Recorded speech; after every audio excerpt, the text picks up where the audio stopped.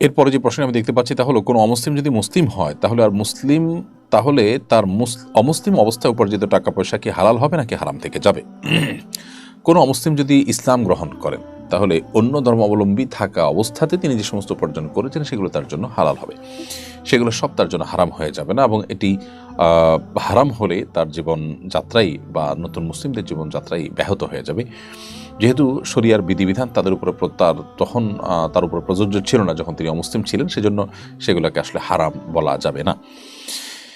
এরপরে shiny star এই ID থেকে আপনি আমাদের ইউটিউব চ্যানেলে প্রশ্ন করেছেন, ব্যক্তি যদি গুনাহগার হয় এবং তাকে হত্যা করা হয় তাহলে কি তাকে আখিরাতে শহীদ মৃত্যু দেওয়া হবে?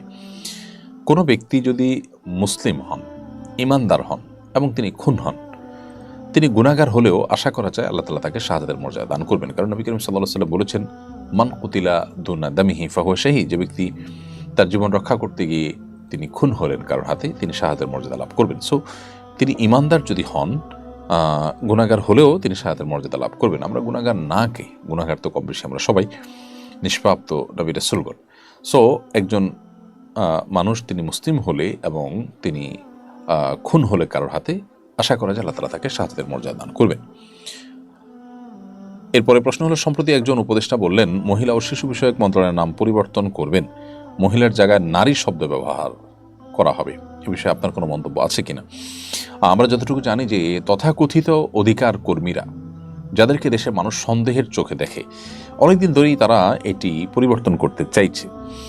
তো আমার প্রশ্ন হলো যে এই শব্দটি পরিবর্তন করার বিশেষ কি হেতু বা রহস্য থাকতে পারে, বা বিশেষ কি প্রয়োজনীয়তা দেখা দিতে পারে? বিশেষ করে বর্তমান সরকারের মধ্যে যে পরিমাণ এনজিও বান্ধব সরকার গঠন হয়েছে এবং যে পরিমাণ এনজিওদের প্রভাব রয়েছে, সেটা খুবই আশঙ্কাজনক। এনজিওরা বরাবরের মতোই বিদেশি ফান্ড এনে এদেশে বিদেশিদের বিভিন্ন এজেন্ডা বাস্তবায়ন করতে চায়। এদেশের সামাজিক মূল্যবোধ পরিপন্থী কাজ এদেশের বেশিরভাগ এনজিওগুলো, আমি সব এনজিওকে দোষারোপ করছি না, বেশিরভাগ এনজিওগুলো বা মোটা দাগের বড় এনজিওগুলো তারা কাজ করছে, এটা আমরা সবাই কম বেশি জানি। আইন বিরোধী, এদেশে মানুষের মূল্যবোধ পরিপন্থী বিষয়গুলো তারা চাপিয়ে দেওয়ার চেষ্টা করছে। বিধায় তাদের সুপারিশ মালাকে খুব বেশি আমলে নেওয়া এটা কখনো ভালো লক্ষণ হতে পারে না। এই জায়গা থেকে আমি মনে করি যে এটা নিয়ে যথেষ্ট আপত্তি করবার সুযোগ আছে। বিশেষ করে এটার ফাঁক দিয়ে নানান দুর্বিসন্ধি সেটাকে প্রবেশ করাবার অপচেষ্টা করা হতে পারে। সংবিধানের পরিচালনার যে মূল নীতি, সেখানে বহুত্ববাদ শব্দটির ব্যাপারেও একই কথা প্রযোজ্য। এই বহুত্ববাদ এই শব্দের মায়ের পেছে বা এই শব্দের আড়ালে আবডালে নানা খিস্তি খেউড় এবং সামাজিক মূল্যবোধ পরিপন্থী এবং দেশের সকল ধর্মের মানুষের ধর্মীয় চিন্তার বিরোধী জিনিসগুলোকে প্রবেশ করাবার অপচেষ্টা হতে পারে। এদেশের বেশিরভাগ মানুষ মুসলিম হিসাবে রাষ্ট্রধর্ম ইসলাম থাকাটা যৌক্তিক, এটা অযৌক্তিক নয়। যদি অযৌক্তিক হতো তাহলে মালয়েশিয়ার মতো দেশ সেটাকে রাষ্ট্রধর্মের জায়গায় রেখে তারা উন্নতির চমৎকার একটি জায়গা তারা পৌঁছে যেতে পারতেন না। সো এই জায়গাগুলোতে আমার মনে হচ্ছে যে বিদেশিদের চাপে সরকার নতজানু হয়ে এই জাতীয় বা সুপারিশ যারা করছেন, এই সংবিধান সংশোধন কমিটি, তারা এই জাতীয় সুপারিশ করেছেন বলে আমার মনে হয়। রজব মাসের আমল সম্পর্কে জানতে চাই। রজব মাসের আমল হলো যে এটি সম্মানিত মাস হিসাবে, সম্মানিত মাস যাচ্ছে সে কথা মাথায় রাখা, এবং রুটিন যে ভালো কাজগুলো আছে সে ভালো কাজগুলোকে বিশেষ যত্নের সাথে করা এবং অন্যান্য মন্দ কাজ থেকে বেঁচে থাকা। এটা হল রজব মাসের প্রধান এবং সবচেয়ে গুরুত্বপূর্ণ করণীয় আমাদের। এরপরে হাসি আহমেদ আপনি লিখেছেন, আমার শ্বশুর বড় 2 ছেলেকে 38 শতক জমি দিয়ে গেছেন, কিন্তু ছোট ছেলেকে কিছু দেননি, এতে কি ওনার গুনাহ হবে? যদি আপনার শ্বশুর আপনার বর্ণনা মতে বড় 2 সন্তানকে 38 শতক জমি দিয়ে ছোট সন্তানকে কিছুই না দেন, অবশ্যই তিনি গুনাহগার হবেন। কারণ সন্তানদের মধ্যে বৈষম্য করা বা আমার জন্য এটা অপরাধের কাজ। নবী করিম সাল্লাল্লাহু আলাইহি ওয়াসাল্লাম নিষেধ করেছেন। তিনি বলেছেন যে ইত্তাকুল্লাহ ওয়াদিলু বাইনা আওলাদিকুম, তোমরা আল্লাহকে ভয় করো এবং তোমাদের সন্তানদেরকে দান করার ক্ষেত্রে কিছু দিতে হলে সেক্ষেত্রে তোমরা সমতা বজায় রাখো। অতএব 2 সন্তানকে দিয়ে 1 সন্তানকে না দিয়ে মাহরুম করা এটা অবশ্যই গুনাহের কথা। এখন যে 2 সন্তান পেয়েছেন তাদের উচিত হবে তাদের ভাইকেও এখানে অ্যাকোমোডেট করা এবং তাকেও আনুপাতিক হারে যতটুকু পান ততটুকু অংশ দেওয়া। আমির হোসেন আপনি ইউটিউব চ্যানেলে লিখেছেন, সন্তান যদি পিতার কাছ থেকে টাকা নিয়ে কোনো ব্যবসা শুরু করেন তাহলে ওই সম্পদের মালিক কে, সন্তান না পিতা? ব্যবসাটির সাথে বাবা ছিল না, শুধু ছেলেরা ব্যবসাটি চালিয়েছেন।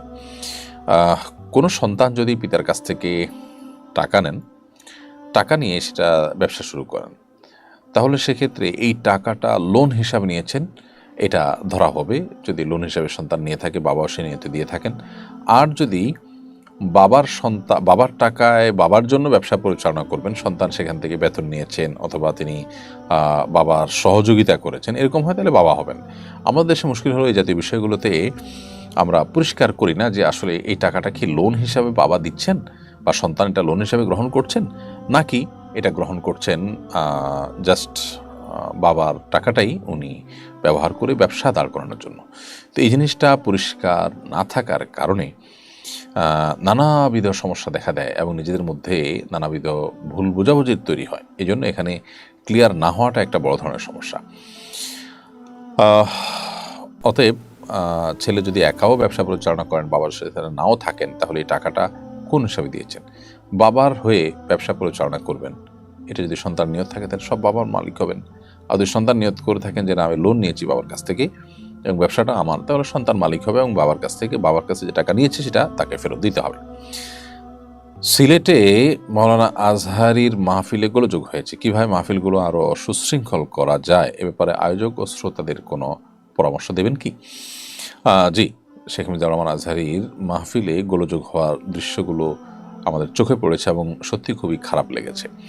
শুধু তার মাহফিলে নয়, আর অন্যান্য অনেক মাহফিলও হয়, হয়তো তার মাহফিলে এখানে গোলযোগটা বেশি হয়েছে। আমাদের মুশকিল হলো মাহফিলে যারা আমরা আসি তারা অনেকেই জাস্ট কোনো পরিচিত পপুলার হুজুরকে, আলেমকে দেখার জন্য আসি। মাহফিলে আসার উদ্দেশ্যটা আমাদের আগে সংশোধন করা দরকার। আমরা কেন মাহফিলে আসি? মাহফিলে আমরা আসবো শিখতে, দিন সম্পর্কে জানতে, দিন ইলম অর্জন করতে, নিজেকে আলোকিত করতে। তাহলে জানার উদ্দেশ্যে যখন আসবো তখন আমার মধ্যে ছাত্র সুলভ, তালেব ইলম সুলভ আচরণ আমার মধ্যে আসবে। একজন তালেব ইলম তিনি তার শিক্ষকের কাছে, যার কাছ থেকে দিন শিখবেন, তার কাছ থেকে দিন শিখতে গিয়ে তিনি যেরকম শিষ্টাচার, আদব, লেহাজ মেনটেন করবেন, এগুলো আমাদের মধ্যে তখনই আসবে যখন আমাদের উদ্দেশ্য হবে আসলে দিন সম্পর্কে জানা বোঝা। আমরা চাতক পাখির মতো আগ্রহ নিয়ে আসবো আমাদের নিজেদের প্রয়োজনে, আমাদের আখিরাতকে উন্নত করবার জন্য, তাহলে আমাদের মধ্যে বিনয় আসবে, তখন আমরা বিশৃঙ্খলা করবো না। আর উদ্দেশ্য যখন হবে দেখা, তখন দেখতে না পারলে হট্টগোল করা, উদ্দেশ্য যখন হবে ক্যামেরার সামনে আসা, তখন ক্যামেরার সামনে আসতে না পারলে হট্টগোল করা, নানাবিধ অসৎ উদ্দেশ্য থেকে এই সমস্ত সমস্যাগুলো তৈরি হয়। তো এই জন্য আমার মনে হয় যে ওয়াজ মাহফিলের যারা আয়োজন করবেন তাদেরও উদ্দেশ্য হওয়া উচিত আল্লাহর সন্তুষ্টি, কোনো বড় আয়োজন করে চমক সৃষ্টি করে দেওয়া এই জাতীয় সস্তা উদ্দেশ্য যেন না হয়, সেটা একটু খেয়াল করা দরকার। আয়োজক, আলোচক, শ্রোতা সবার উদ্দেশ্যের মধ্যেই সৎ উদ্দেশ্য থাকা খুবই গুরুত্বপূর্ণ।